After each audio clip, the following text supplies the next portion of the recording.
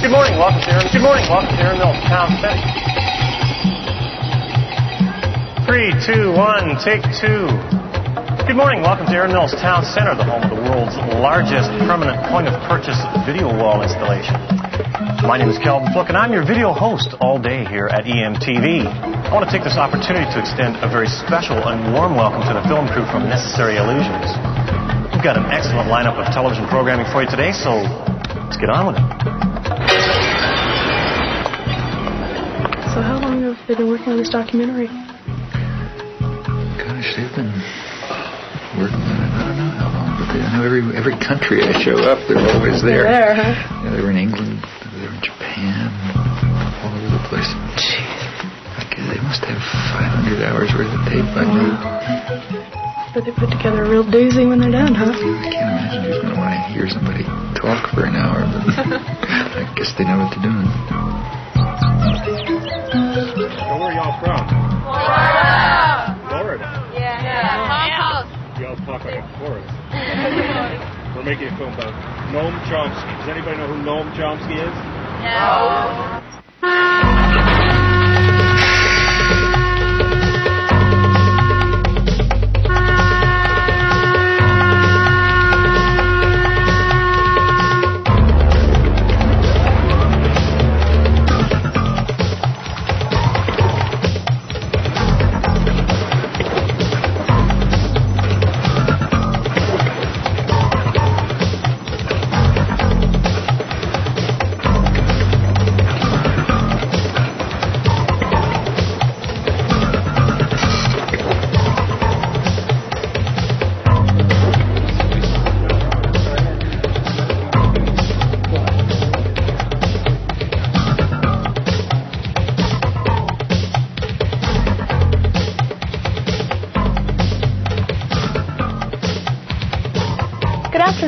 Welcome to Wyoming Talks. My guest today is well-known intellectual Noam Chomsky. Thank you for being on our program today. Very glad to be here. Well, I know probably the main purpose for your trip to Wyoming is to discuss thought control in a democratic society.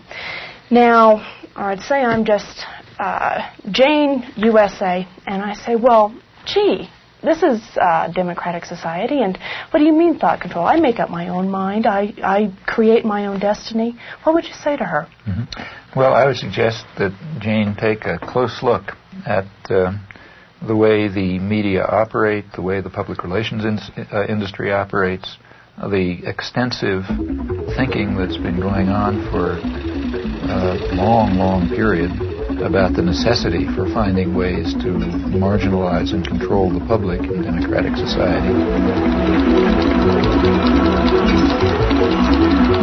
But particularly to look at the evidence that's been accumulated about the way the major media, the sort of agenda-setting media, I mean the national press and the television and so on, the way that they shape and control the kinds of opinions that appear, the kinds of information that comes through, the sources to which they go, and so on. And I think that Jane will find some very surprising things about the democratic system.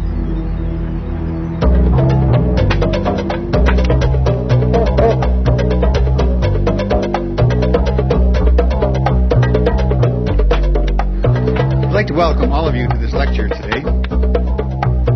Several years ago, Professor Chomsky was described in the New York Times Book Review as follows: judged in terms of the power, range, novelty, and influence of his thought, Noam Chomsky is arguably the most important intellectual alive. Professor Noam Chomsky.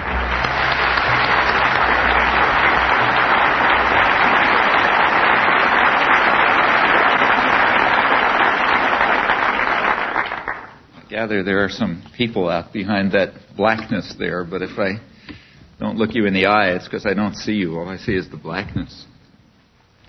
Perhaps I ought to begin by reporting something that's never read. The line about the arguably the most important intellectual in the world and so on comes from a publisher's blurb, and you also always got to watch those things, because if you go back to the original, you'll find that that sentence is actually there. This is in the New York Times. But the next sentence is, since that's the case, how can he write such terrible things about American foreign policy? And they never quote that point. But in fact, if it wasn't for that second sentence, I would begin to think that I'm doing something wrong. And I'm not joking about that. It's true that the emperor doesn't have any clothes, but the emperor doesn't like to be told it. And the emperor's lapdogs, like the New York Times, are not going to enjoy the experience if you do. Good evening. I'm Bill Moyers. What's more dangerous, the big stick or the big lie? Governments have used both against their own people.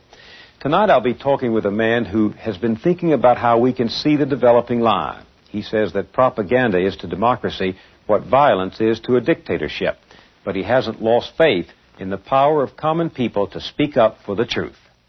You have said that we live entangled in webs of endless deceit, that we live in a highly indoctrinated society where elementary truths are easily buried. Elementary truths such as? Such as the fact that we invaded South Vietnam, or the fact that we're standing in the way of significant, and have for years, of significant moves towards arms negotiation, or the fact that the military system is to a substantial extent, not totally, but to a substantial extent, a mechanism by which the general population is compelled to provide a subsidy to high technology industry. Since they're not going to do it if you ask them to, you have to deceive them into doing it. I think there are many truths like that, and we don't face them. Do you believe in common sense? I mean, Absolutely. You do? I believe in Cartesian common sense. I think people have the capacities to see through the deceit in which they're ensnared, but they got to make the effort. Seems a little incongruous to hear a man from the ivory tower of Massachusetts Institute of Technology, a scholar, a distinguished linguistics scholar, talk about common people with such appreciation. I think that scholarship, at least the field that I work in, has the opposite consequences. My own studies in language and human cognition demonstrate, to me at least, what remarkable creativity ordinary people have. The very fact that people talk to one another is a reflection, and just in the normal way, I don't mean anything particularly fancy, reflects deep-seated features of human creativity, which in fact separate human beings from any other biological system we know. Tonight, scientists talk to the animals, but are they talking back? The Journal with Barbara Frum and Mary Lou Finley. Communicating with animals is a serious scientific pursuit. This is Noam Chomsky. Nim, jokingly named after the great linguist Noam Chomsky, was the great hope of animal communication in the 1970s.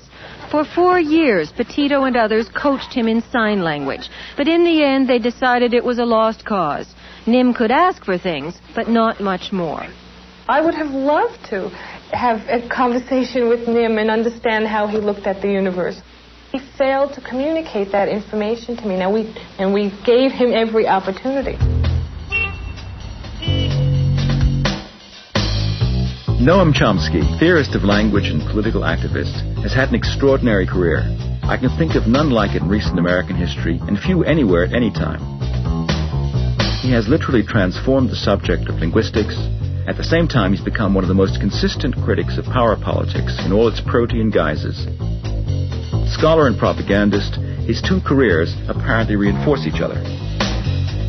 In 1957, he published his Syntactic Structures, which began what has frequently been called the Chomskyan Revolution in linguistics. Like a latter-day Copernicus, Chomsky proposed a radically new way of looking at the theory of grammar.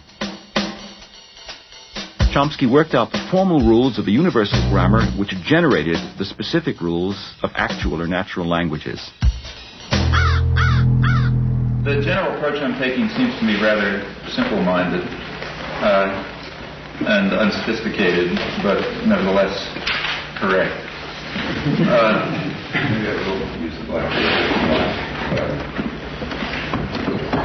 Later he came to argue that such systems are innate features of human beings. They belong to the characteristics of the species and have been, in effect, programmed into the genetic equipment of the mind like the machine language in a computer. One needn't be interested in this question. Of course, I am interested in it. And the interesting question from this point of view would be, what is the nature of the initial state? That is, what is human nature in this respect?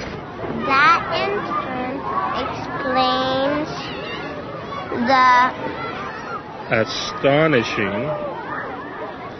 You try the next one. Facility.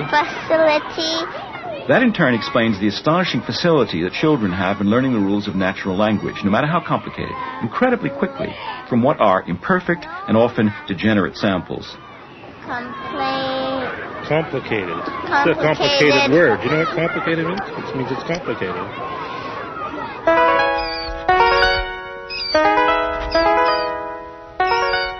If, in fact, our minds were a blank slate and experience wrote on them, we would be very impoverished creatures indeed. So the obvious hypothesis is that our language is the result of the unfolding of a genetically determined program. Well, plainly, there are different languages.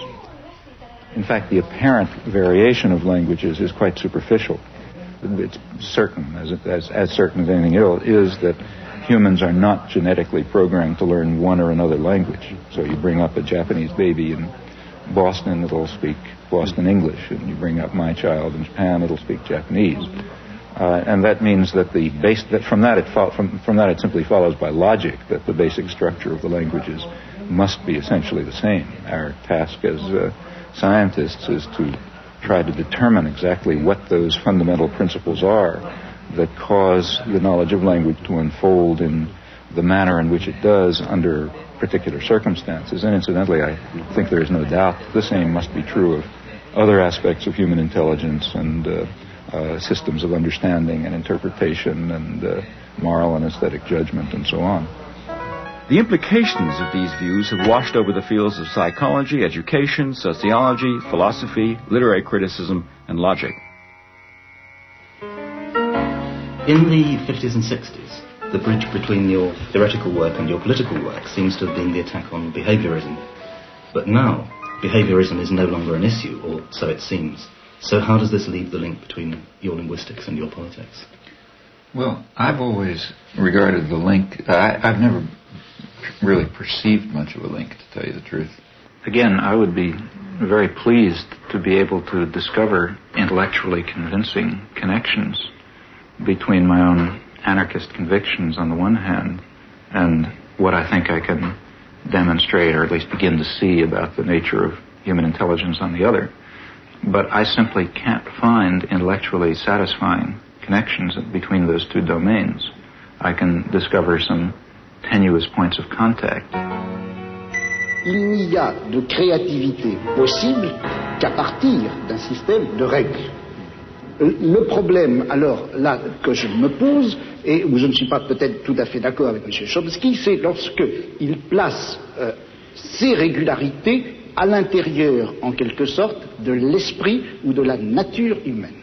Je me demande si le système de régularité, de contraintes, qui rendent possible une science, on ne peut pas les trouver ailleurs, en dehors même de l'esprit humain, dans des formes sociales, dans des rapports de production, dans des luttes de classe, etc.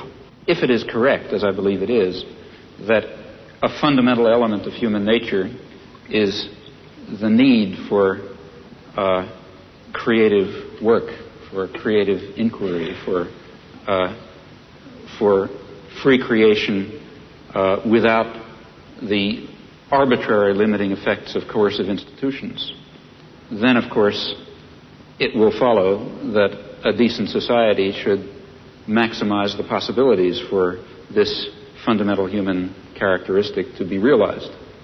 Now, a federated, decentralized system of free associations incorporating economic as well as social institutions would be what I refer to as anarcho-syndicalism, and it seems to me that it is the appropriate form of social organization for an advanced technological society in which human beings do not have to be forced into the position of tools, of cogs in a machine.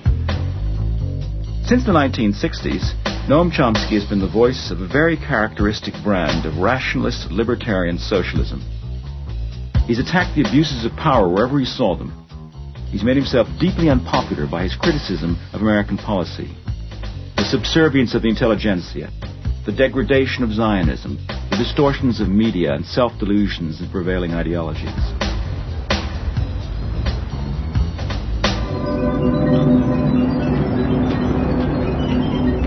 Under the liberal administrations of the 1960s, the club of academic intellectuals designed and implemented the Vietnam War and other similar, though smaller, actions. This particular community is a very relevant one to consider at a place like MIT because, of course, you're all free to enter this community. In fact, you're invited and encouraged to enter the community of technical intelligentsia and weapons designers and counterinsurgency experts and pragmatic planners of an American empire is one that you have a great deal of inducement to become associated with. The inducements, in fact, are very real.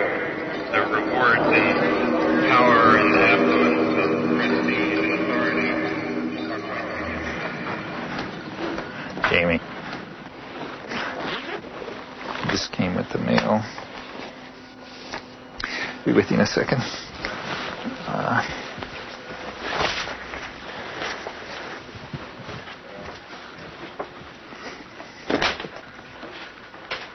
Oh God, they still got their cameras. Okay. Huh? I'll start. In your essay, Language and Freedom, you write, social action must be animated by a vision of a future society. I was wondering what vision of a future society animates you. Oh, well, I have my own ideas as to what a future society should look like. I've written about them. I mean, I think that we should, at the most general level, we should be seeking out forms of authority and domination and challenging their legitimacy. Now, sometimes they are legitimate. That is, let's say, they're needed for survival. So, for example, I wouldn't suggest that during the Second World War, the forms of authority, we had a totalitarian society, basically, and I thought there was some justification for that under the wartime conditions.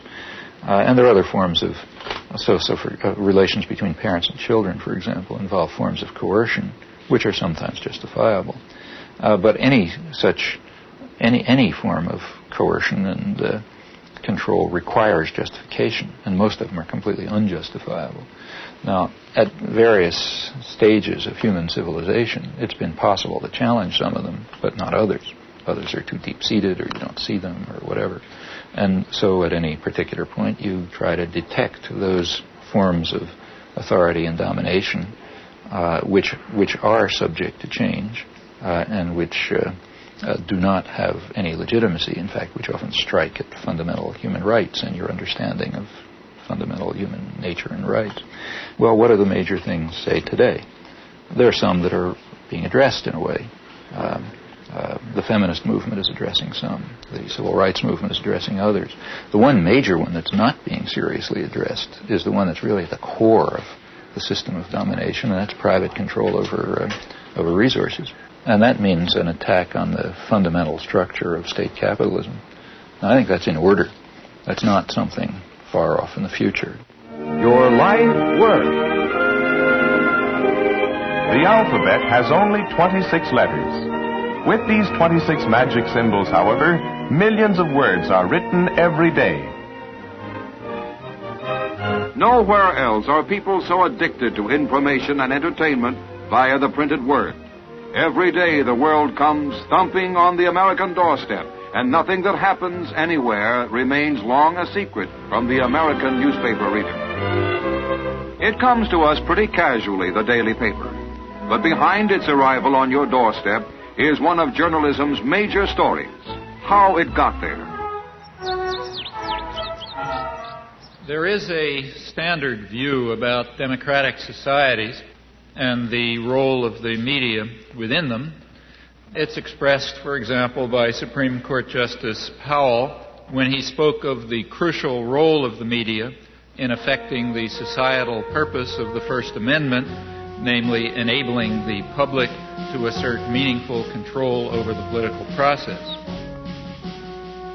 That kind of formulation expresses the understanding that democracy requires free access to information and ideas and opinion, and the same conceptions hold not only with regard to the media, but with regard to educational institutions, publishing, the intellectual community generally.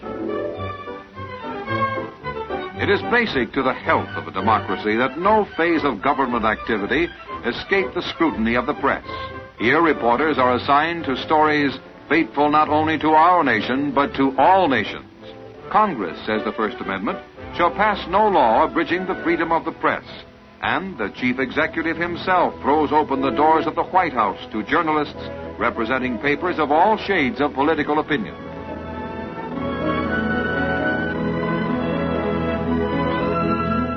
But it is worth bearing in mind that there is a contrary view. And in fact, the contrary view is very widely held and deeply rooted in our own civilization. It goes back to the origins of modern democracy, to the 17th century English Revolution, which was a complicated affair like most popular revolutions. There was a struggle between Parliament, representing largely elements of the gentry and the merchants, and the royalists representing other elite groups, and they fought it out. But like many popular revolutions, there was also a lot of popular ferment going on. That was opposed to all of them. There were popular movements that were questioning everything. The relation between master and servant, the right of authority altogether, all kinds of things were being questioned. There was a lot of radical publishing. The printing presses had just come into existence. And this disturbed all the elites on both sides of the Civil War. So as one historian pointed out at the time, in 1660, he criticized the radical Democrats, the ones who were calling for what we would call democracy, because they are making the people so curious and so arrogant that they will never find humility enough to submit to a civil rule. Now, underlying these doctrines, which were very widely held, is a certain conception of democracy. It's a game for elites. It's not for the ignorant masses who have to be marginalized, diverted, and controlled, of course, for their own good. The same principles were upheld in the American colonies. The dictum of the founding fathers of American democracy that, I'm quoting, the people who own the country ought to govern it, quoting John Jay. Fire!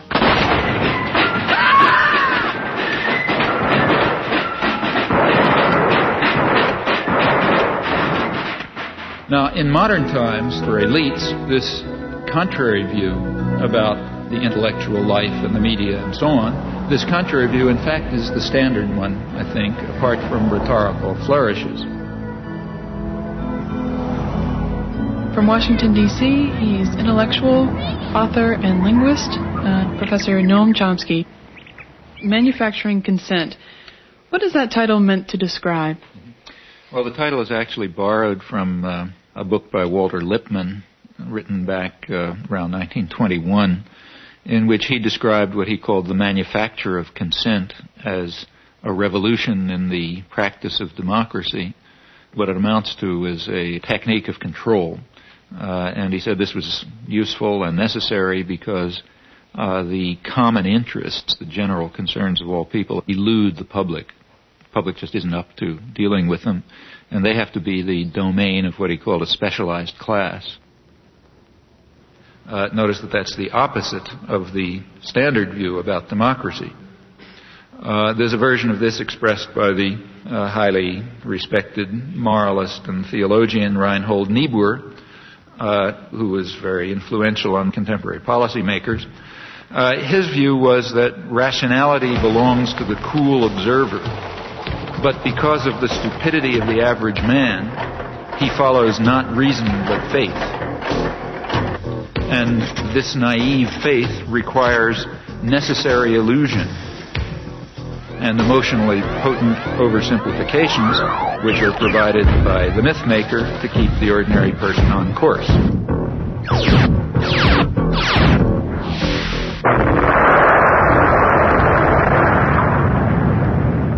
It's not the case, as the naive might think, that indoctrination is inconsistent with democracy. Rather, as this whole line of thinkers observes, it's the essence of democracy. The point is that in a military state or a feudal state or what we would nowadays call a totalitarian state, it doesn't much matter what people think, because you've got a bludgeon over their head, then you can control what they do. But when the state loses the bludgeon, when you can't control people by force, and when the voice of the people can be heard, you have this problem. It may make people so curious and so arrogant that they don't have the humility to submit to a civil rule, and therefore you have to control what people think. And the standard way to do this is to resort to what in more honest days used to be called propaganda, manufacture of consent, creation of necessary illusions, various ways of either marginalizing the general public or reducing them to apathy in some fashion.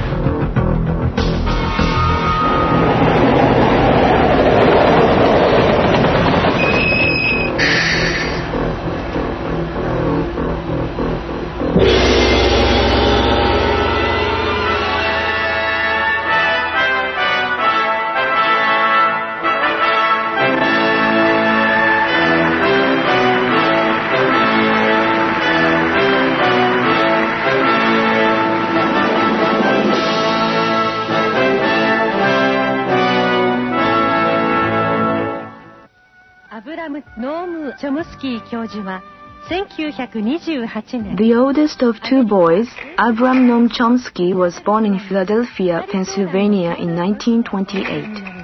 As a Jewish child, the anti-Semitism of the time affected him.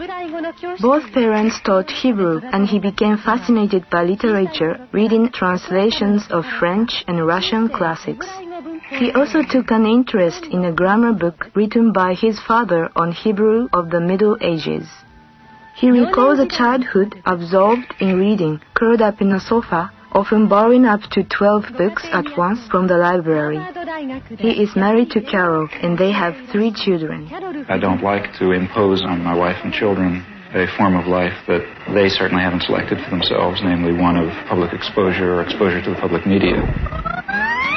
That's their choice, and I don't believe that they have themselves selected this. I don't impose it on them. I would like to protect them from it, frankly.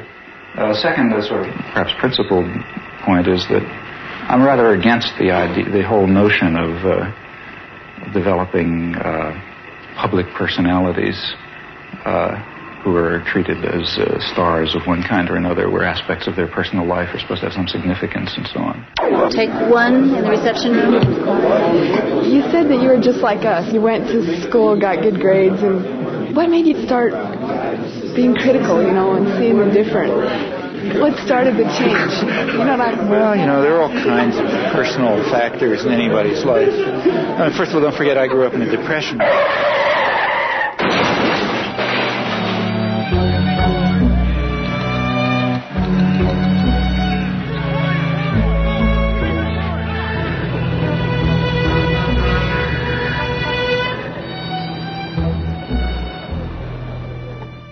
My parents actually happened to have jobs, which was kind of unusual. They were Hebrew school teachers, so sort of lower middle class. For them, everything revolved around being Jewish, Hebrew and Palestine in those days and so on. And I grew up in that milieu. So, I learned Hebrew and went to Hebrew school, became a Hebrew school teacher, went to Hebrew college, led youth groups, summer camps, Hebrew camps, the whole business. The branch of the Zionist movement that I was part of was all involved in socialist binationalism and Arab-Jewish cooperation and all sorts of nice stuff.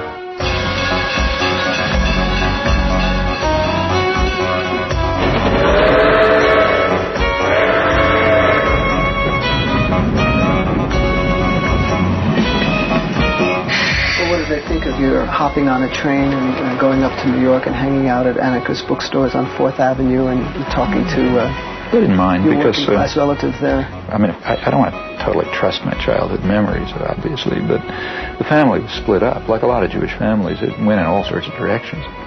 There were sectors that were super orthodox. There were other sectors that were very radical and very assimilated and working class intellectuals. And that's the sector that I naturally gravitated towards. It was a very lively intellectual culture. For one thing, it was a working class culture, had working class values of solidarity, socialist values, and so on. There was a sense somehow things were going to get better. But an institutional structure was around, the method of fighting, of organizing, of doing things, which had some hope. And I also had the advantage of having gone to a experimental progressive school, to a Deweyite school, which was quite good, run by a university there. And, there was no such thing as competition. There was no such thing as being a good student.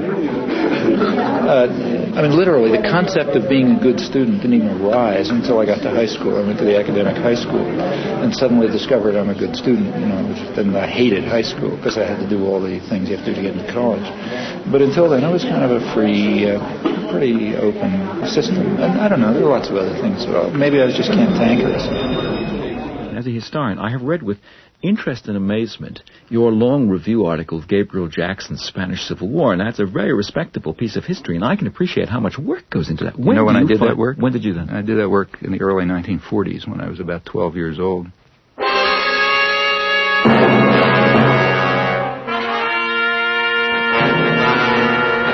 The first article I wrote was right after the fall of Barcelona in the school newspaper, and it was a lament about the rise of fascism in 1939.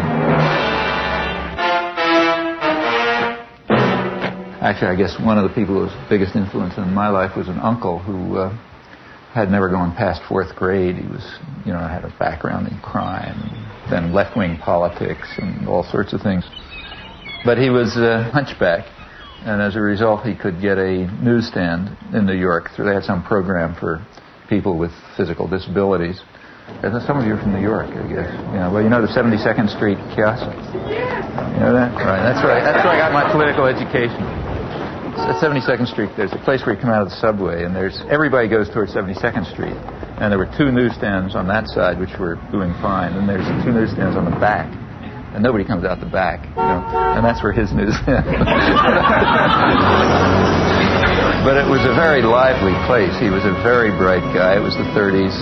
There were a lot of emigres, so on. A lot of people were hanging around there. And in the evenings, especially, it was sort of a literary political salon. Every kind of guys hanging around, arguing and talking. And as a kid, like I was 11, 12 years old, the biggest excitement was to work the newsstand. You write in Manufacturing Consent that it's the primary function of the mass media in the United States to mobilize public support for the special interests that dominate the government and the private sector. What are those interests?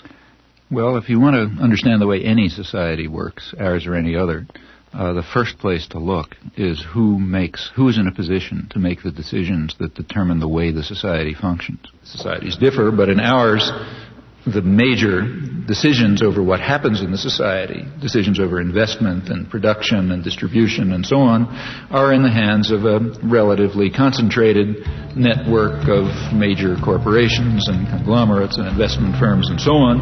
They are also the ones who staff the major executive positions in the government, and they're the ones who own the media, and they're the ones who have to be in a position to make the decisions.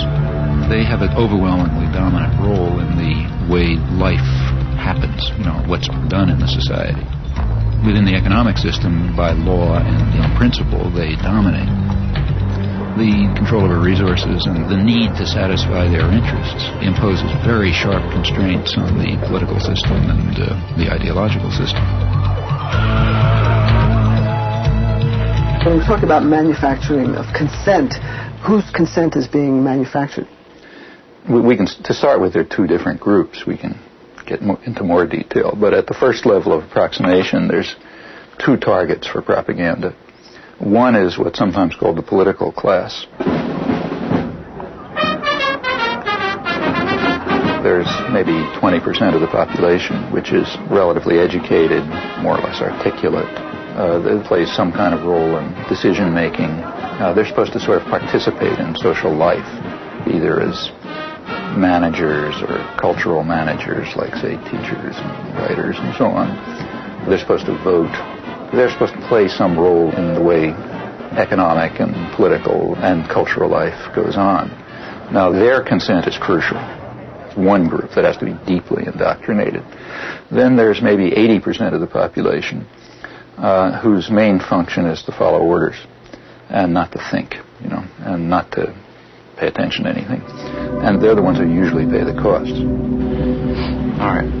Professor Chomsky, you outlined a model with filters that propaganda is sent through. That's way to the public. Can you briefly outline those? It's basically an institutional analysis of the major media, what we call a propaganda model. We're talking primarily about the national media, those media that sort of set a general agenda that others more or less adhere to the extent that they even pay much attention to national or international affairs. Now, the elite media are the agenda-setting media. That means the New York Times, the Washington Post, the major television channels, and so on. They set the general framework. Local media more or less adapt to their structure. World News. Begins to sound like it says that there's a beachhead. I think 628 is a good one. Yeah, but I think 6 is a good start. This is the operative soundbite for us. He's ours. Really knows how to time. He's got a minute for all the time, so that's. I love this soundbite. Okay, well. And they do this in all sorts of ways. By selection of topics, by distribution of concerns, by emphasis and framing of issues, by filtering of information, by bounding of debate within certain limits. 2.5 minutes to air. 45 seconds.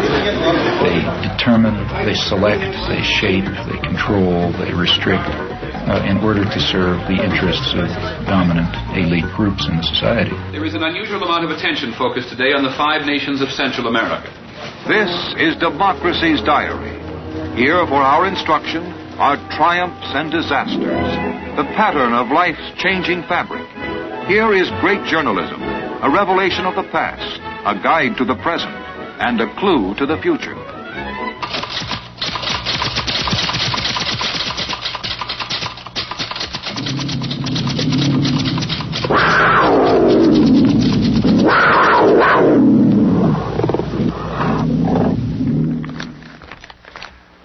The New York Times is certainly the most important newspaper in the United States, and one could argue the most important newspaper in the world. The New York Times plays an enormous role in shaping the perception of the current world on the part of the politically active, educated classes. Also, the New York Times has a special role, and I believe its editors probably feel that they bear a heavy burden in the sense that the New York Times creates history. What happened years ago may have a bearing on what happens tomorrow. Millions of clippings are preserved in the Times library, all indexed for instant use, a priceless archive of events and the men who make them.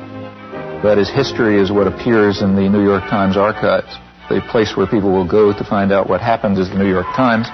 Therefore, it's extremely important, if history is going to be shaped in an appropriate way, that certain things appear, certain things not appear, certain questions be asked, other questions be ignored, and that issues be framed in a particular fashion. Now, in whose interests is the history being so shaped? Well, I think that's not very difficult to answer. The process by which people make up their minds on this is a much more mysterious process than you would ever guess from reading Manufacturing Consent. There is a saying about legislation that legislation is like making sausage. That the less you know about how it's done, the better for your appetite. The same is true of this business. If you're in a conference in which decisions are being made on what to put on page 1 or what not, you would get, I think, the impression that important decisions were being made in a flip and frivolous way. But in fact, given the pressures of time to trying to get things out, you resort to a kind of a shorthand. And you have to fill that paper up every day. It's curious in a kind of a mirror image way that Professor Chomsky is in total accord with Reed Irvine, who at the right-wing end of the spectrum says exactly what Chomsky does about the insinuating influence of the press, of the big media, as, quote, agenda setters, to use one of the great buzzwords of the time. And, of course, Reed Irvine sees this as a left-wing conspiracy of foisting liberal ideas in both domestic and foreign affairs on the American people. But in both cases, I think the premise really is an insult to the intelligence of the people who consume news. Now, to eliminate confusion, all of this has nothing to do with liberal or conservative bias. According to the propaganda model, both liberal and conservative wings of the media, whatever those terms are supposed to mean, fall within the same framework of assumptions. In fact, if the system functions well, it ought to have a liberal bias, or at least appear to, because if it appears to have a liberal bias, that will serve to bound thought even more effectively. In other words, if the press is indeed adversarial and liberal and all these bad things, then how can I go beyond it? They're already so extreme in their opposition to power that to go beyond it would be to take off from the planet. So therefore it must be that the presuppositions that are accepted in the liberal media are sacrosanct, can't go beyond them. And a well-functioning system would in fact have a bias of that kind. The media would then serve to say, in effect, thus far and no further. We ask, what would you expect of those media on just relatively uncontroversial, guided free market assumptions? And when you look at them, you find a number of major factors entering into determining what their products are. These are what we call the filters. So one of them, for example, is ownership. Who owns them? The major agenda-setting media, after all, what are they? As institutions in the society, what are they? Well, in the first place, they are major corporations, in fact, huge corporations. Furthermore, they're integrated with and sometimes owned by even larger corporations, conglomerates. So, for example, by Westinghouse and GE and so on.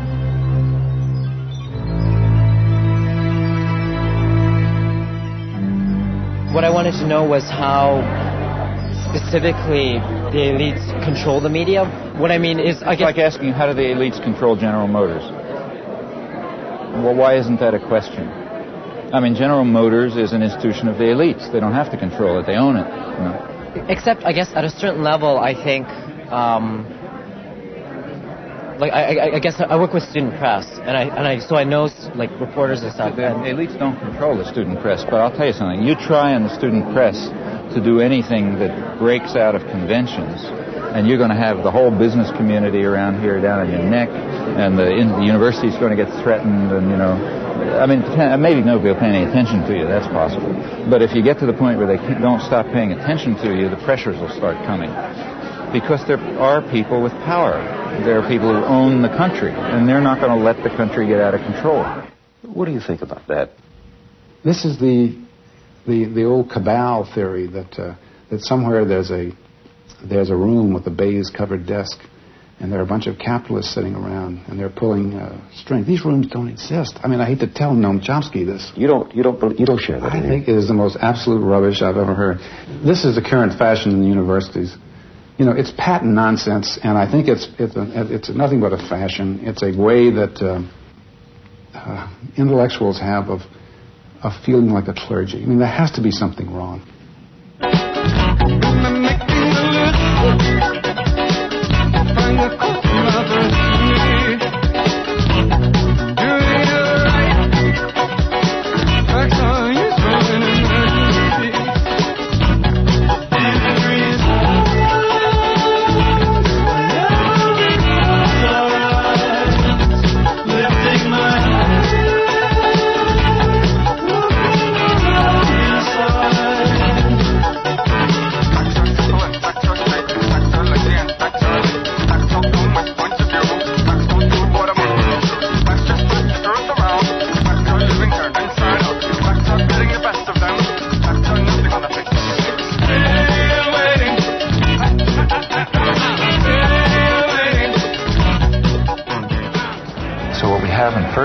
Is major corporations which are parts of even bigger conglomerates. Now, like any other corporation, they have a product which they sell to a market. The market is advertisers, that is, other businesses. What keeps the media functioning is not the audience. They make money from their advertisers. And remember, we're talking about the elite media, so they're trying to sell a good product, a product which raises advertising rates. And ask your friends in the advertising industry, that means that they want to adjust their audience to the more elite and affluent audience. That raises advertising rates. So what you have is institutions, corporations, big corporations, that are selling relatively privileged audiences to other businesses. Well, what point of view would you expect to come out of this? I mean, without any further assumptions, what you'd predict is that what comes out is a picture of the world, a perception of the world that satisfies the needs and the interests and the perceptions of the sellers, the buyers, and the product. Now, there are many other factors that press in the same direction. If people try to enter the system who don't have that point of view, they're likely to be excluded somewhere along the way. After all, no institution is going to happily design a mechanism to self-destruct. It's not the way institutions function. So they all work to exclude or marginalize or eliminate dissenting voices or alternative perspectives and so on because they're dysfunctional. They're dysfunctional to the institution itself. Do you think you've escaped the ideological indoctrination of the media and of society that you grew up in? Have I? Mm-hmm. Often not. I mean, when I look back and think of the things that I haven't done that I should have done, it's very it's not a pleasant experience. So what's the story of young Noam in the schoolyard? Yeah, I mean, that was a personal thing for me. I don't know why it should interest anyone else, but I do remember. Well, you drew certain conclusions. Well, yeah, I mean, it had a big influence on me. I mean, I remember when I was about 6, I guess, first grade. There was the standard fat kid who everybody made fun of, and I remember in the schoolyard, he was on standing on right outside the school classroom, and a bunch of kids outside sort of taunting him, and so on. And one of the kids actually brought over his older brother, so like from 3rd grade instead of 1st grade, big kid, and he was going to beat him up or something. And I remember going up to stand next to him, feeling somebody ought to help him, and I did for a while, and then I got scared and I went away, and I was very much ashamed of it afterwards, and sort of felt not going to do that again. That's a feeling that's stuck with me. You should stick with the underdog. And the shame remained. You should have stayed there. You were already established. You were a professor at MIT. You'd made a reputation. You had a terrific career ahead of you. You decided to become a political activist. Now, here is a classic case of somebody whom the institution does not seem to have filtered out. I mean, you were a good boy up until then, were you? Or you'd always been a slide, some of them you were a rebel? Yeah, pretty much. I had been pretty much outside. You felt isolated. You felt out of sympathy with the prevailing currents of American life, but a lot of people do that. Suddenly, in 1964, you decide, I have to do something about this. What made you do that? Well, that was a very conscious decision and a very uncomfortable decision because I knew what the consequences would be. I was in a very favorable position. I had the kind of work I liked. We had a lively, exciting department. The field was going well. Personal life was fine. I was living in a nice place, children growing up. Everything looked perfect, and I knew I was giving it up. And at that time, remember, it was not just giving talks. I began involved right away in resistance. And I expected to spend years in jail and came very close to it. In fact, my wife went back to graduate school in part because we assumed she's going to have to support the children. These were the expectations.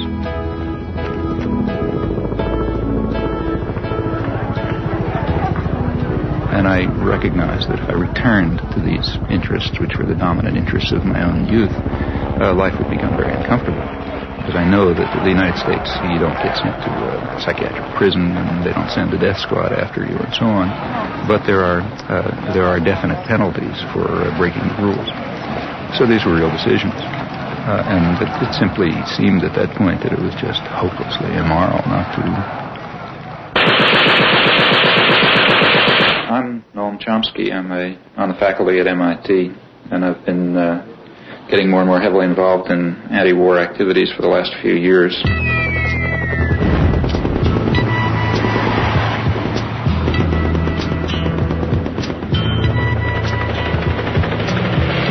Something happening here. Beginning with writing articles and making speeches and speaking to congressmen and that sort of thing, and gradually getting involved more and more directly in resistance activities of various sorts. I've come to the feeling myself that the most effective form of political action that is open to a responsible and concerned citizen at the moment is action that really involves direct resistance, refusal to take part in what I think are war crimes, to raise the domestic cost of American aggression overseas through non-participation and support for those who are refusing to take part, in particular draft resistance throughout the country. So much resistance from behind. Every time we stop, hey, what's that sound? Everybody look what's growing. I think that we can see quite clearly some very, very serious defects and flaws in our society, our level of culture, our institutions, which are going to have to be corrected by operating outside of the framework that is commonly accepted. I think we're going to have to find new ways of political action. In the street, singing songs and carrying signs, mostly said for our side. It's time we stop. Hey, what's that sound? Everybody look what's going down.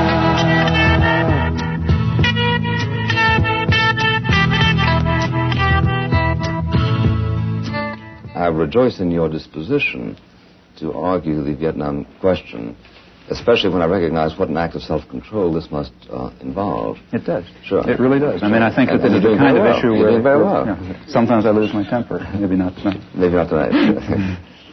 Because if you would, I'd smash you in the goddamn face. You say in your book, reason for not losing my temper. You say the war is simply an obscenity, a depraved act by weak and miserable men, including all of us, including myself, including every. That's the next sentence. Same sentence. Sure. Because you count everybody in the company of the guilty. I think that's true in this case. But see, one of the points I was trying. This is a sense of theological observation, isn't it? No, I don't think so. Because as somebody points out, if everybody's guilty of everything, then nobody's guilty of anything. No, I don't. Well, no, I don't. I don't believe that. See, I think the point that I'm trying to make, and I think ought to be made, is that the real.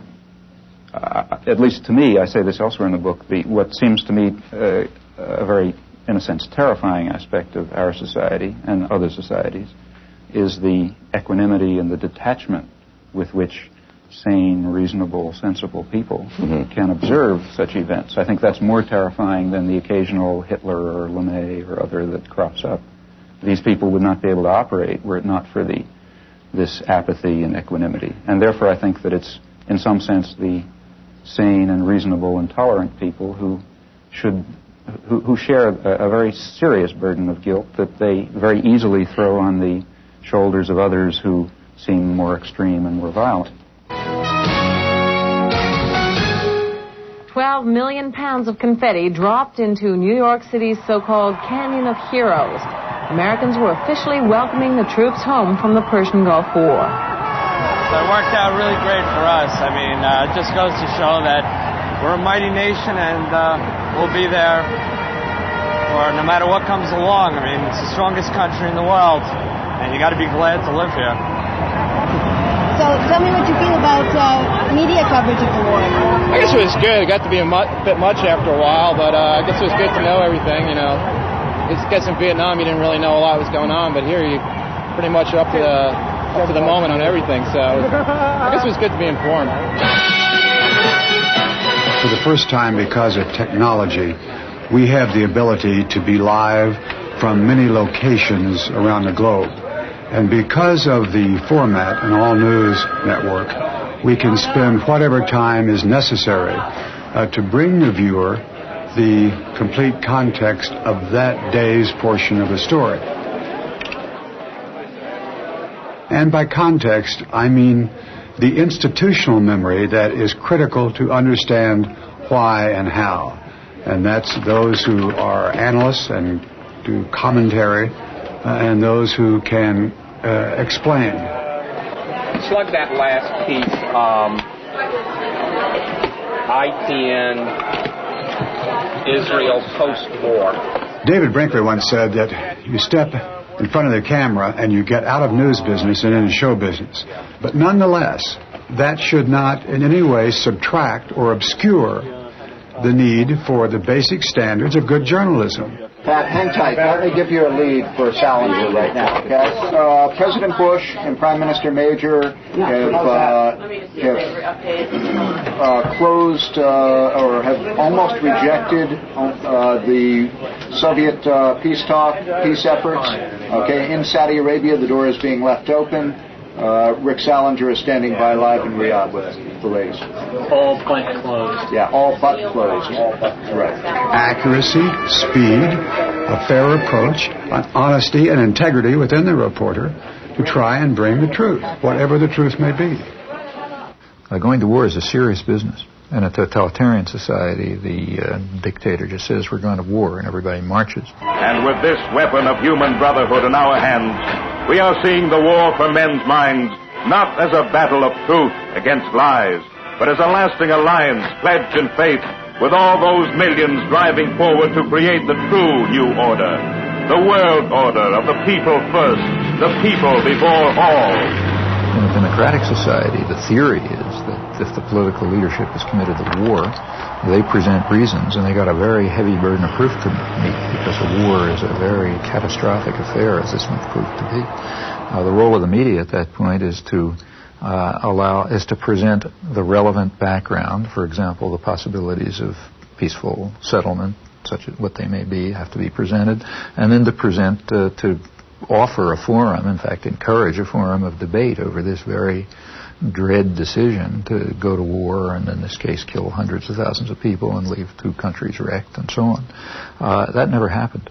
There was never, when I say never, I mean 99.9% of the discussion excluded the option of a peaceful settlement.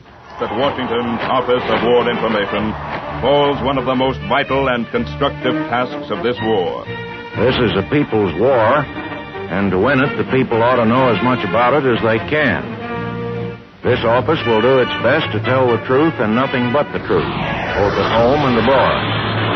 First weapon in this worldwide strategy of truth is the great machine of information represented by the free press, with its powers of molding public thought and leading public action, with all its lifelines for the exchange of new ideas between fighting nations spread across the earth.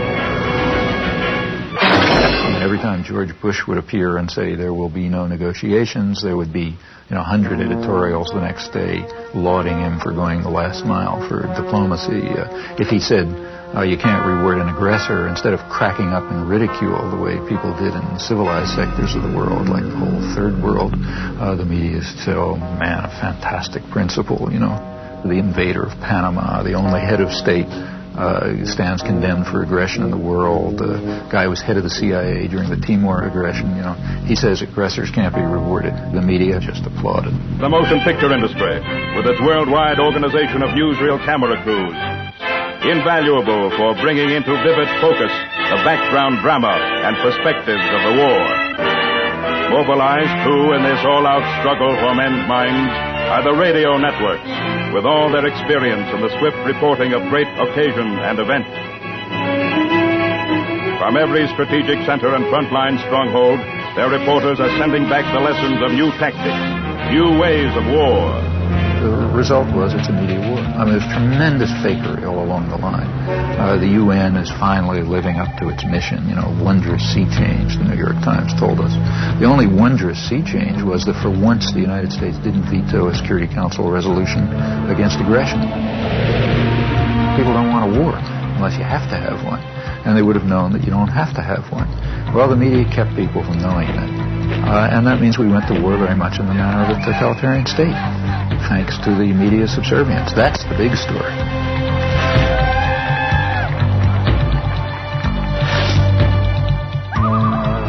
Now, remember, I'm not talking about a small radio station in Laramie. I'm talking about the national agenda-setting media. If you're on a radio news show in Laramie, chances are very strong that you pick up what was in the Times that morning and you decide that's the news. In fact, if you follow the AP wires, you find that in the afternoon they send across tomorrow's front page of the New York Times. That's so that everybody knows what the news is. And the perceptions and the perspectives and so on are sort of transmitted down, and not to the precise detail, but the general picture is pretty much transmitted elsewhere.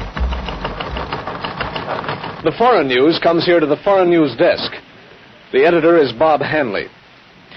Bob, I suppose you get far more foreign news than you can possibly use in the paper. Yes, we do. We get a great deal more than we can accommodate in a day. And your job is to weed it out, I suppose. This is the selection center, as it were. And when I have selected it, I pass it across the desk to one or the other of these sub-editors. It comes back to me, and on this chart, I design the page. That is page 1 and page 2. Fine, Bob. Thank you very much.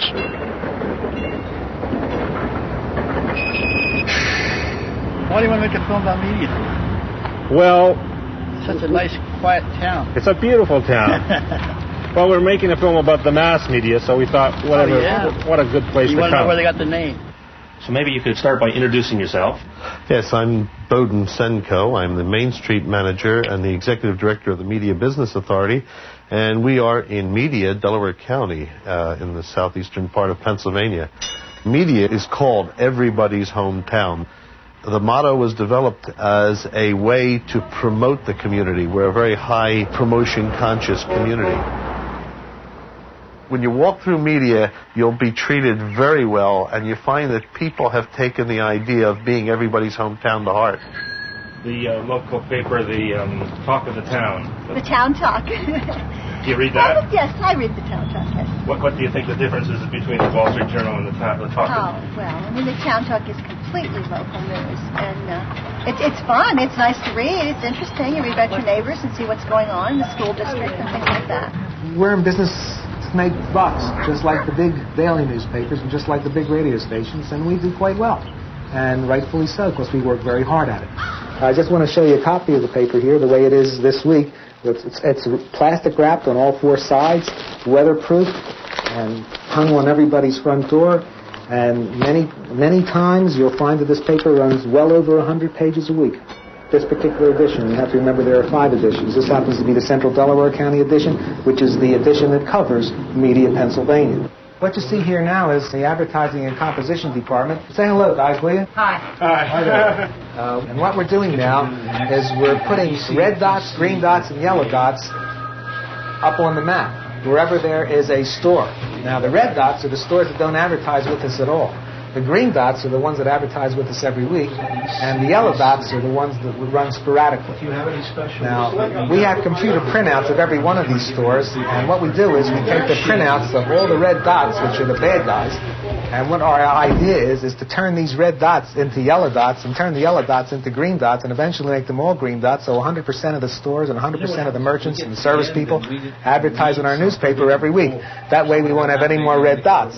I guess there'll always be a few red dots, but I have high hopes that there'll be a lot more green ones and red ones when we're finished. Hi, I'm Jim Morgan. I'm with the Corporate Relations Department of the New York Times, and I'm here to take you on a tour of the New York Times, so let's begin. So, they're just taking audio in here. Yeah, they're taking audio in here. Audio. No cameras, no still. We went over this quite thoroughly. They don't even take a still camera in here. We're in the composing room. This is where the pages are composed. This is the typographical area. What's the ratio of news to advertising? 60% ads. This might seem big, but it is average, in fact, below average. Our 60% might include, on some days, maybe 20 pages of classified advertising all to itself, where the rest of the newspapers weighted much heavier news to advertising. But the paper in its entirety, every day, large or small, is 60 ads, 40 news. Well, that completes our tour of the New York Times, and I hope you found it informative, and I hope that you read the New York Times every day of your life from now on. Now, there are other media, too, whose basic social role is quite different. It's diversion. There's the real mass media, the kinds that are aimed at, the guys who Joe Sixpack, that kind. The purpose of those media is just to dull people's brains. This is an oversimplification, but for the 80% or whatever they are, the main thing for them is to divert them, to get them to watch National Football League, and to worry about, mother with child with 6 heads or whatever you pick up in the, in the thing that you pick up on the supermarket stands and so on. Or, look at astrology or get involved in, fundamentalist stuff or something, or just get them away, get them away from things that matter. And for that, it's important to reduce their capacity to think. The sports section is handled in another special department. The sports reporter must be a specialist in his knowledge of sports. He gets his story right at the sporting event and often sends it into his paper play by play. Take, say, sports. That's another crucial example of the indoctrination system, in my view. For one thing, because it offers people something to pay attention to that's of no importance. That keeps them from worrying about,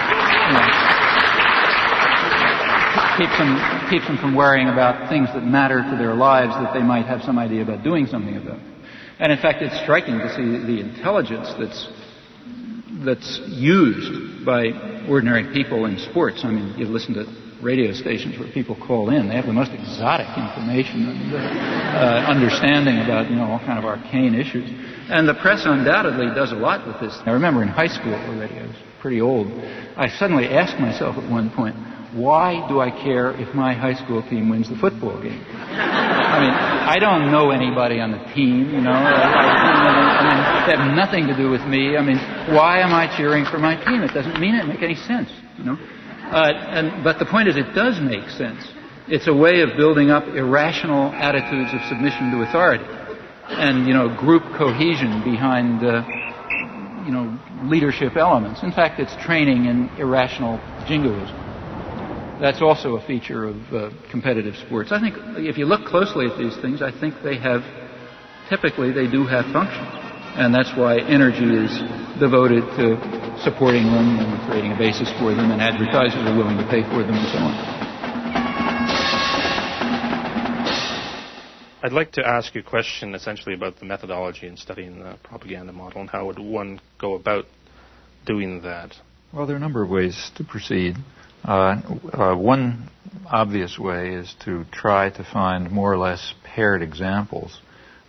History doesn't offer true controlled experiments, but it often comes pretty close.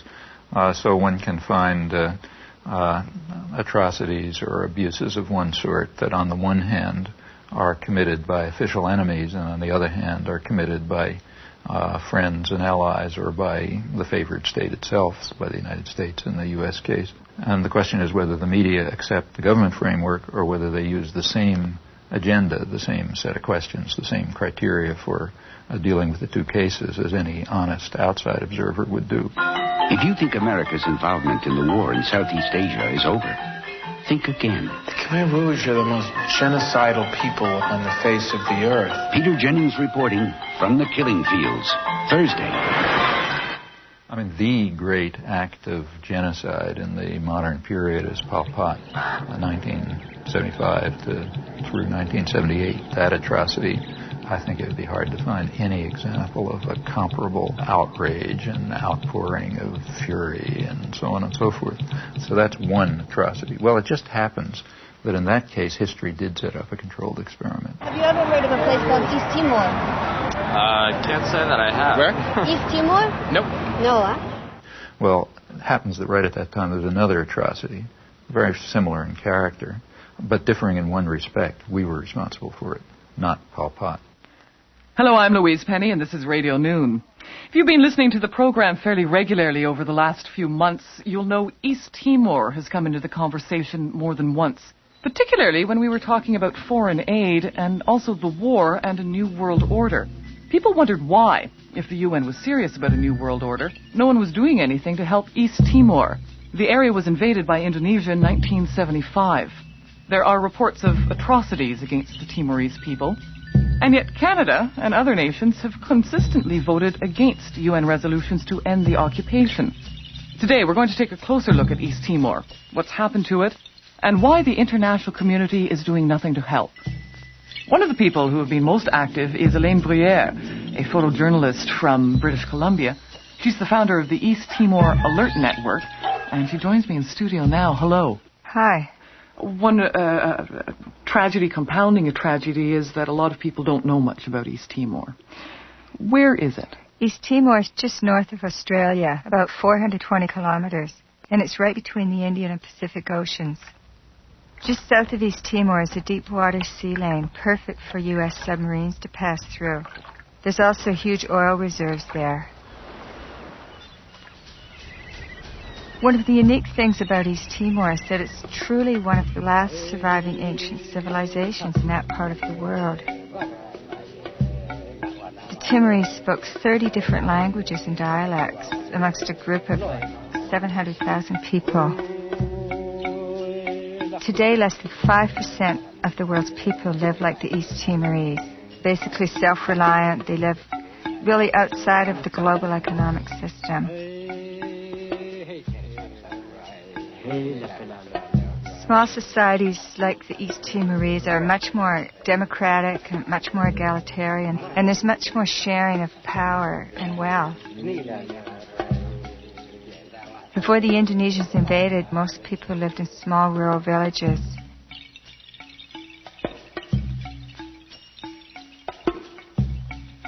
The old people in the village were like the university. They passed on tribal wisdom from generation to generation. Children grew up in a safe, stimulating, nurturing environment.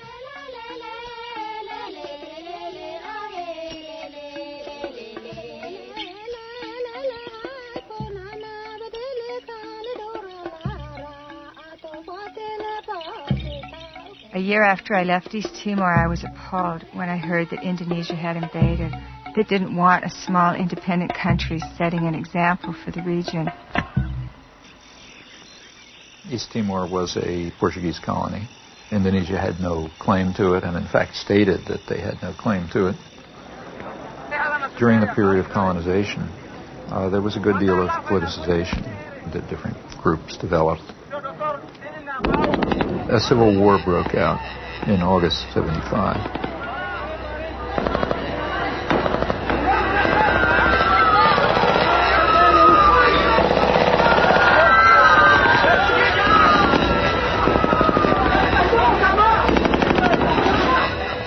It ended up in a victory for Fredlin, which was one of the groupings, described as populist Catholic in character with some typical leftish rhetoric.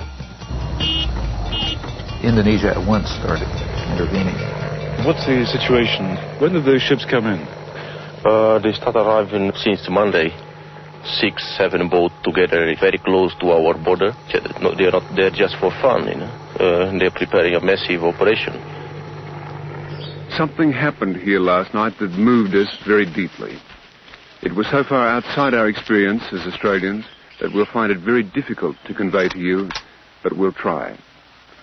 Sitting on woven mats under a thatched roof in a hut with no walls, we were the target of a barrage of questioning from men who know they may die tomorrow and cannot understand why the rest of the world does not care.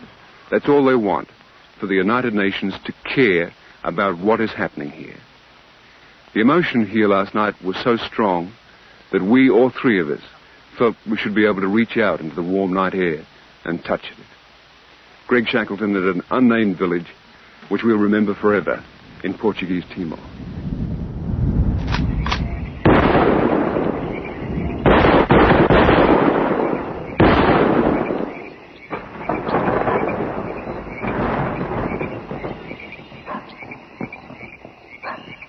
Ford and Kissinger visited Jakarta, I think it was December 5th. We know that they had requested that Indonesia delay the invasion until after they left because it would be too embarrassing. And within hours, I think, after they left, the invasion took place on December 7th. What happened on December 7th in 1975 is just one of the great evil deeds of history. Early in the morning, bombs began dropping on Dili. The number of troops that invaded Dili that day almost outnumbered the entire population of the town. And for 2 or 3 weeks, they just killed people. E quando eu vi dizer fogo, eu deitei-me logo, pus-me logo no chão.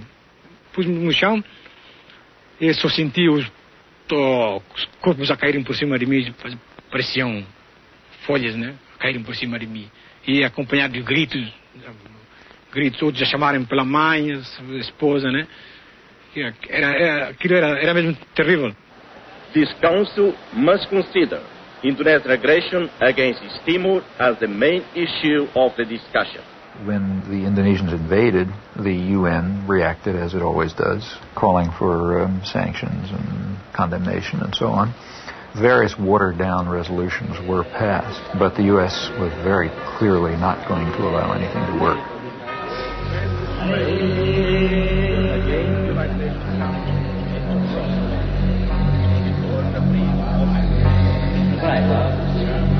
So the Timorese were fleeing into the jungles by the thousands. By late 1977-78, Indonesia set up receiving centers for those Timorese who came out of the jungle waving white flags. Those the Indonesians thought were more educated or who were suspected of belonging to Frelimo or other opposition parties were immediately killed. They took women aside and flew them off to Dili in helicopters for use by the Indonesian soldiers. They killed children and babies. But in those days, their main strategy and their main weapon was starvation. By 1978, it was approaching really genocidal levels. The church and other sources estimated about 200,000 people killed. The U.S. backed it all the way. The U.S. provided 90% of the arms. Right after the invasion, arms shipments were stepped up. When the Indonesians actually began to run out of arms in 1978, the Carter administration moved in and increased arms sales. And other Western countries did the same. Canada, England, Holland, and everybody who could make a buck was in there trying to make sure they could kill more Timorese. There is no Western concern for issues of aggression, atrocities, human rights abuses, and so on, if there's a profit to be made from them. Nothing could show it more clearly than this case. It wasn't that nobody had ever heard of East Timor. Crucial to remember that there was plenty of coverage in the New York Times and elsewhere before the invasion. The reason was that there was concern at the time over the breakup of the Portuguese Empire and what that would mean. There was a fear that it would lead to independence or Russian influence or whatever. After the Indonesians invaded, the coverage dropped. There was some, but it was strictly from the point of view of the State Department and Indonesian generals, never a Timorese refugee. As the atrocities reached their maximum peak in 1978, when it really was becoming genocidal, coverage dropped to zero in the United States and Canada, the two countries I've looked at closely. Literally dropped to zero. All this was going on at exactly the same time as the great protest of outrage over Cambodia. The level of atrocities was comparable. In relative terms, it was probably considerably higher in Timor.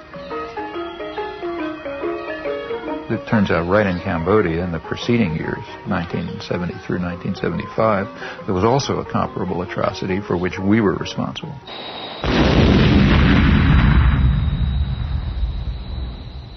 The major U.S. attack against Cambodia started with the bombings of the early 1970s. They reached a peak in 1973, and they continued up till 1975. They were directed against inner Cambodia. Very little is known about them because the media wanted it to be secret. They knew it was going on, they just didn't want to know what was happening.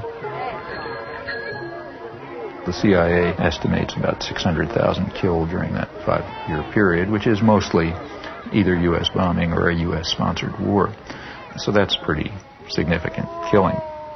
But also, the conditions in which it left Cambodia were such that high U.S. officials predicted that about 1 million people would die in the aftermath just from hunger and disease because of the wreckage of the country.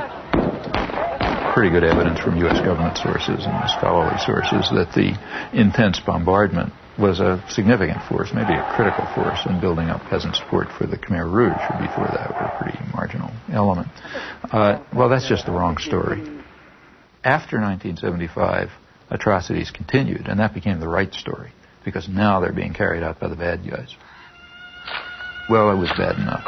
In fact, current estimates are that, well, they vary. I mean, the CIA claimed 50 to 100,000 people killed, and maybe another 1 million or so who died one way or another. Michael Vickery is the one person who's given a really close, detailed analysis. His figure is maybe 750,000 deaths above the normal. Others, like Ben Kiernan, suggest higher figures, but so far without a detailed analysis. Anyway, it was terrible, no doubt about it. Although the atrocities, the real atrocities, were bad enough, they weren't quite good enough for the purposes needed. Within a few weeks after the Khmer Rouge takeover, the New York Times was already accusing them of genocide. At that point, maybe a couple hundred or maybe a few thousand people had been killed. And from then on, it was a drumbeat, a chorus of genocide.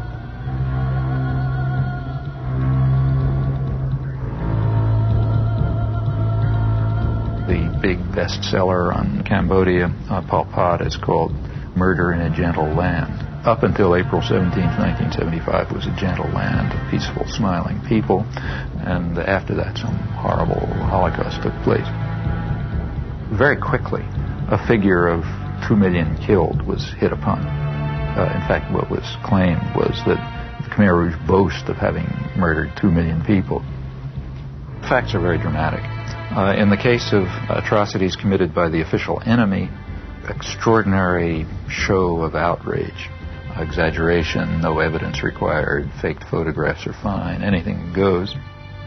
Also, vast amount of lying. I mean, an amount of lying that would have made Stalin cringe. It was fraudulent, and we know that it was fraudulent by looking at the response to comparable atrocities for which the United States was responsible. Early 70s Cambodia, Timor, two very closely paired examples. Well, the media response was quite dramatic.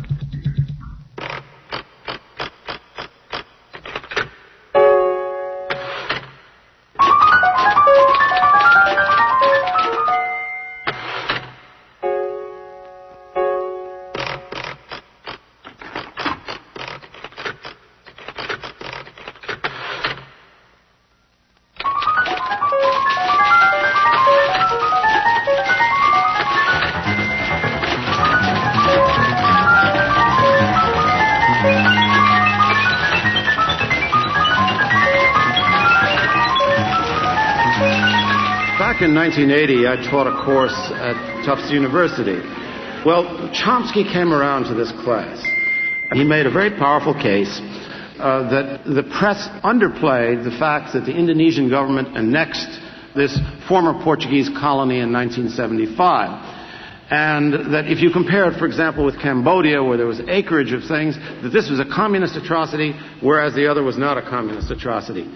Well, I got quite interested in this, and I went to talk to the then deputy foreign editor of the Times. And I said, you know, we've had very poor coverage on this. And he said, you're absolutely right. There are a dozen atrocities around the world that we don't cover. This is one for various reasons. So I took it up. I was working as a reporter and writer for a small alternative radio program in upstate New York, and we received audio tapes of interviews with Timorese leaders. And we were quite surprised that, given the level of American involvement, that there was not more coverage, indeed practically any coverage, of the large-scale Indonesian killing in the mainstream American media. We formed a small group of people to try to monitor this situation and see what we could do over time to alert public opinion to what was actually happening in East Timor. There were literally about half a dozen people who simply dedicated themselves with great commitment to getting the story to break through. And they reached a couple of people in Congress. They got to me, for example. I was able to testify at the UN and write some things. They kept at it. Whatever is known about the subject essentially comes from their work. There's not much else. I wrote first an editorial called An Unjust War in East Timor. It had a map, and it said exactly what had happened. We then ran a dozen other editorials on it. They were read, they were entered in the congressional record, and several congressmen then took up the cause, and then something was done in Congress as a result of this. The fact that the editorial page of the New York Times on Christmas Eve published that editorial put our work on a very different level. And it gave a great deal of legitimacy to something that we were trying to advance for a long time, and that was the idea and the reality that a major tragedy was unfolding in East Timor. if one takes literally the various theories that Professor Chomsky puts out, one would feel that there is a tacit conspiracy between the establishment press and the government in Washington to focus on certain things and ignore certain things, so that if we broke the rules, that we would instantly get a reaction, a sharp reaction from the overlords in Washington, who would say, hey, what are you doing speaking up on East Timor? We're trying to keep that quiet. We didn't hear a thing. What we did hear, and this was quite interesting, is that there was a guy named Arnold Cohn, and he became a one-person lobby.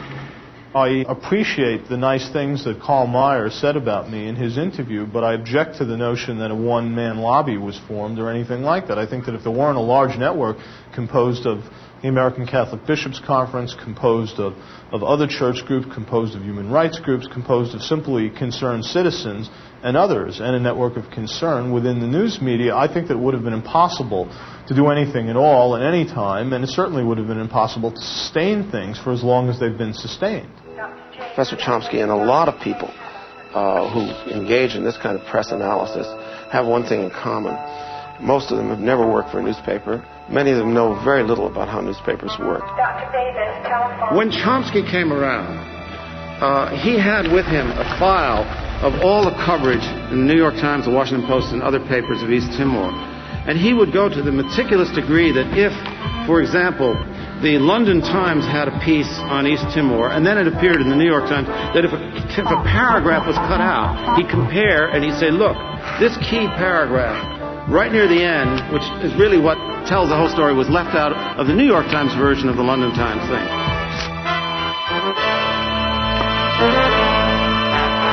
There was a story in the London Times which is pretty accurate. The New York Times revised it radically.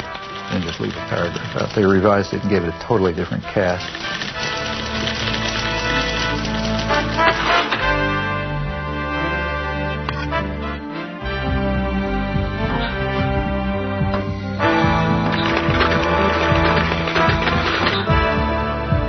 It was then picked up by Newsweek, giving it the New York Times cast. It ended up being a whitewash, whereas the original was an atrocity story. So I said to Chomsky at the time, I said, well, it may be that you're misinterpreting ignorance, haste, deadline pressure, etc., for some kind of determined effort to suppress an element of the story. He said, well, if it happened once or twice or three times, I might agree with you. But if it happens a dozen times, Mr. Meyer, I think there's something else at work. And it's not a matter of happening 1 time, 2 times, 5 times, 100 times. It happened all the time. I said, Professor Chomsky, having been in this business, it happens a dozen times. These are very imperfect institutions. When they did give coverage, it was from the point of view of, it was a whitewash of the United States. Now, that's not an error. That's systematic, consistent behavior, in this case, without even any exception. This is a much more subtle process than you get in the kind of the sledgehammer rhetoric of the people that make a to B equation between what the government does, what people think, and what newspapers say. That sometimes what the Times does can make an enormous difference. At other times, it has no influence whatsoever. So one of the greatest tragedies of our age is still happening in East Timor. The Indonesians have killed up to 1/3 of the population. They're in concentration camps. They conduct large-scale military campaigns against the people who are resisting. Campaigns with names like Operation Eradicate or Operation Clean Sweep. Timorese women are subjected to a forced birth control program. In addition, they're bringing in a constant stream of Indonesian settlers to take over the land. Whenever people are brave enough to take to the streets in demonstrations or show the least sign of resistance, they just massacre them. It's sort of like Indonesia. If we allow them to continue to stay in East Timor, the international community, they will simply digest East Timor and turn it into, trying to turn it into cash crop. I mean, this is way beyond just demonstrating the subservience of the media to power. I mean, they have real complicity in genocide in this case. The reason that the atrocities can go on is because nobody knows about them. If anyone knew about them, there'd be protests and pressure to stop them. So therefore, by suppressing the facts, the media are making a major contribution to some of probably the worst act of genocide since the Holocaust. You say that what the media do is to ignore certain kinds of atrocities that are committed by us and our friends, and to play up enormously atrocities that are committed by them and our enemies. And you posit that there's a test of integrity and moral honesty, which is to have a kind of equality of treatment of corpses. Equality of principles. I mean, that every dead person should be in principle equal to every other dead person. That's not what I say at all. Well, I'm glad that's not what you say, because in fact, that's not what you do. Of course it's not what I do. Nor would I say it. In fact, I say the opposite. What I say is that we should be responsible for our own actions primarily. Because your method is not only to ignore the corpses created by them, but also to ignore the corpses that are created by neither side, but which are irrelevant to your ideological That's agenda. totally untrue. Well, let me give you an example. Okay. One of your own causes that you take very seriously is the cause of the Palestinians, and a Palestinian corpse weighs very heavily on your conscience, and yet a Kurdish corpse does not. That's not true at all. I've been involved in Kurdish support groups for years. That's absolutely true. That's absolutely false. I mean, just ask the people who are involved in. I mean, they come to me, I sign their petitions, and so on and so forth. In fact, if you look at the things we've written, I mean, let's take a look. I mean, I'm not Amnesty International. I can't do everything. I'm a single person. But if you read, say, take a look, say, at the book that Edward Herman and I wrote on this topic. In it, we discuss 3 kinds of atrocities. What we called benign bloodbaths, which nobody cares about, constructive bloodbaths, which are the ones we like, and nefarious bloodbaths, which are the ones that the bad guys do. The principle that I think we ought to follow is not the one that you stated. It's a very simple ethical point. You're responsible for the predictable consequences of your actions. You're not responsible for the predictable consequences of somebody else's actions. The most important thing for me and for you is to think about the consequences of your actions. What can you affect? These are the things to keep in mind. These are not just academic exercises. We're not analyzing the media on Mars or in the 18th century or something like that. We're dealing with real human beings who are suffering and dying and being tortured and starving because of policies that we are involved in. We, as citizens of democratic societies, are directly involved in and are responsible for. And what the media are doing is ensuring that we do not act on our responsibilities and that the interests of power are served, not the needs of the suffering people, and not even the needs of the American people, who would be horrified if they realized the blood that's dripping from their hands because of the way they're allowing themselves to be deluded and manipulated by the system.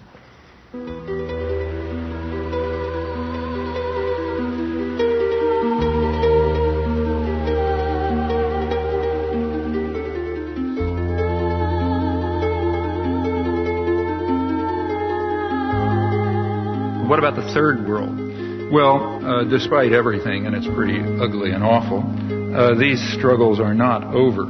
The struggle for freedom and independence never is completely over.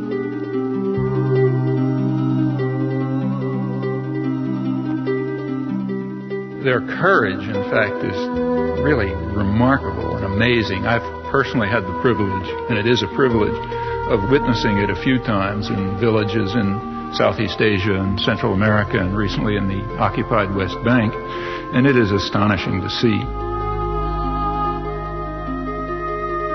And it's always amazing, at least to me it's amazing, I can't understand it. It's also very moving and very inspiring. In fact, it's kind of awe-inspiring. Now, they rely very crucially on a very slim margin for survival that's provided by dissidence and turbulence within the imperial societies. And how large that margin is for us to determine.